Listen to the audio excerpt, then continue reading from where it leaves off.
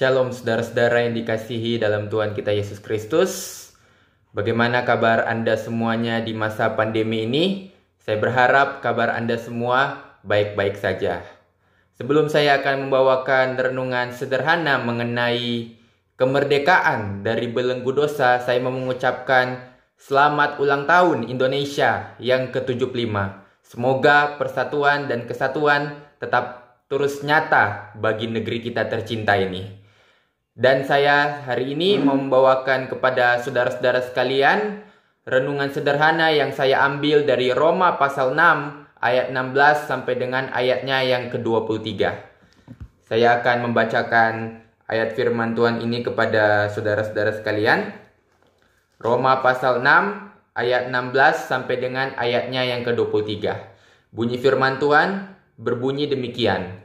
Apakah kamu tidak tahu bahwa apabila kamu menyerahkan dirimu kepada seseorang sebagai hamba untuk mentaatinya, kamu adalah hamba orang itu yang harus kamu taati, baik dalam dosa yang memimpin kamu kepada kematian, maupun dalam ketaatan yang memimpin kamu kepada kebenaran. Tetapi syukurlah kepada Allah, dahulu memang kamu hamba dosa, tetapi sekarang kamu dengan segenap hati telah mentaati pengajaran yang telah diteruskan kepadamu. Kamu telah dimerdekakan dari dosa dan menjadi hamba kebenaran. Aku mengatakan hal ini secara manusia karena kelemahan kamu, sebab sama seperti kamu telah menyerahkan anggota-anggota tubuhmu menjadi hamba kecemaran dan kedurhakaan yang membawa kamu kepada kedurhakaan. Demikian hal kamu sekarang harus menyerahkan anggota-anggota tubuhmu menjadi hamba kebenaran yang membawa kamu kepada pengudusan. Sebab waktu kamu hamba dosa, kamu bebas dari kebenaran. Dan buah apakah yang kamu petik daripadanya? Semuanya itu menyebabkan kamu merasa malu sekarang, karena kesudahan semuanya itu ialah kematian. Tapi sekarang setelah kamu dimerdekakan dari dosa, dan setelah kamu menjadi hamba Allah, kamu beroleh buah yang membawa kamu kepada pengudusan. Dan sebagai kesudahannya ialah hidup yang kekal. Sebab upah dosa ialah maut, tetapi karunia Allah ialah hidup yang kekal dalam Kristus Yesus Tuhan kita. Dari firman Tuhan yang sudah kita baca kali ini, pertama-tama kita perlu mengetahui terlebih dahulu bagaimana kisah atau sejarah dari masuknya dosa ke dalam dunia. Saya akan menjelaskan secara ringkas bagaimana dosa masuk ke dalam dunia.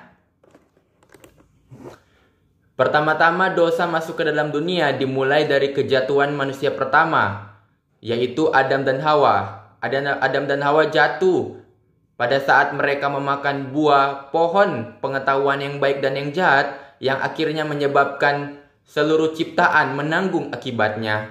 Akibat dari dosa adalah masuknya berbagai macam hal-hal buruk di dalam kehidupan manusia maupun seluruh ciptaan.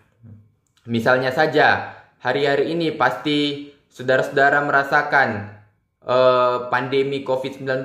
Sebetulnya ini juga adalah akibat dari dosa. Selain itu juga manusia memiliki kecenderungan untuk melakukan hal-hal yang tidak baik. Di dalam hatinya ada kecenderungan untuk melakukan hal-hal yang tidak berkenan di hadapan Tuhan. Inilah akibat dari adanya dosa. Pasti dalam kehidupan juga ada keinginan untuk berbohong, untuk mencuri, untuk menghina. Karena semuanya itu adalah keinginan yang lahir dari dosa. Keinginan yang lahir karena adanya dosa, sehingga kedagingan pun muncul di dalam hati kita untuk mau berbuat hal-hal yang tidak berkenan di hadapan Allah. Tetapi ada kabar baik. Walaupun dosa sudah masuk dalam kehidupan manusia, sejak Yesus Kristus datang ke dalam dunia, mati bagi dosa umat manusia, serta bangkit pada hari ketiga, maka Yesus telah mengalahkan kuasa dosa. Yesus membebaskan semua orang dari belenggu dosa. Pembebasan ini kita kenal dengan istilah penebusan. Jadi Yesus menebus semua orang dari dosa. Hasil dari penebusan ini ialah keselamatan yang kita terima lewat percaya kepada Yesus Kristus sebagai Tuhan dan Juru Selamat. Keselamatan yang kita terima perlu saudara-saudara sekalian ketahui, itu bukan karena usaha kita, tetapi karena kasih karunia Allah kepada kita. Kalau mungkin ketika kita menemui di dalam agama atau kepercayaan-kepercayaan lain yang mengajarkan bahwa keselamatan itu hanya bisa diperoleh ketika mereka berkenan kepada Allah, dan untuk berkenan kepada Allah mereka harus berbuat baik. Tetapi di dalam kekristenan mengajarkan hal yang berbeda. Kekristenan mengajarkan bahwa keselamatan yang kita terima hanya oleh karena kasih karunia Allah, hanya oleh karena pemberian cuma-cuma Allah. Jadi kita hanya tinggal percaya, maka kita sudah menerima keselamatan itu. Ketika kita percaya kepada Yesus Kristus sebagai Tuhan dan Juru Selamat, maka keselamatan adalah kepastian di dalam kehidupan kita. Jadi bersyukur banget ya ketika kita hari ini telah menjadi orang Kristen. Keselamatan yang kita terima begitu mudah untuk bisa kita terima.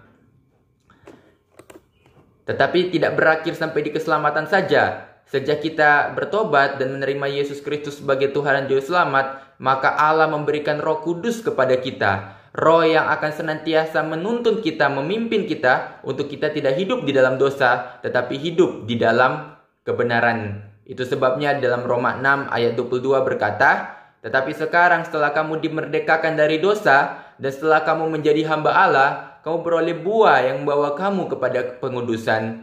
Jadi ketika kita ingin berdosa, Roh Kudus menolong kita untuk tidak jatuh di dalamnya. Pertolongan itu bisa berupa entah itu saudara-saudara merasa khawatir ketika ingin melakukan dosa, atau entah saudara-saudara merasa takut ketika ingin berbuat dosa, atau mungkin saja ketika saudara-saudara mulai telah berbuat dosa lalu tiba-tiba ada rasa tertuduh yang begitu dalam. Itu adalah bukti daripada Roh Kudus sudah ada di dalam hati saudara-saudara sekalian. Kemudian pastinya juga saudara-saudara memiliki pengalaman-pengalaman yang demikian. Saya percaya saya sendiri pun punya pengalaman-pengalaman yang demikian. Seperti misalnya ketika di masa pandemi ini ada saja godaan-godaan untuk membuka situs-situs yang tidak baik, tetapi Roh Kudus yang senantiasa menolong supaya tidak membuka situs-situs yang tidak baik. Atau mungkin saja ketika saya masih sekolah juga, saya pernah diperhadapkan dengan situasi di mana ketika ujian, lalu tiba-tiba tidak bisa menjawab soal yang sulit. Lalu ada teman yang tiba-tiba menawarkan contekan yang sudah ditulisnya di kertas dan menawarkannya kepada saya. Tentu saja sebagai seseorang yang berada dalam situasi yang terjepit, pastinya saya mau untuk menerima itu. Tetapi di titik itu Roh Kudus senantiasa menolong saya sehingga saya tidak menerima itu dengan menaruh seperti ketakutan atau rasa bersalah atau kekhawatiran atau rasa tertuduh ketika menerima hal itu, menerima kertas itu. Saya sadar ini adalah bukti di mana saya telah memiliki Roh Kudus di dalam hati saya.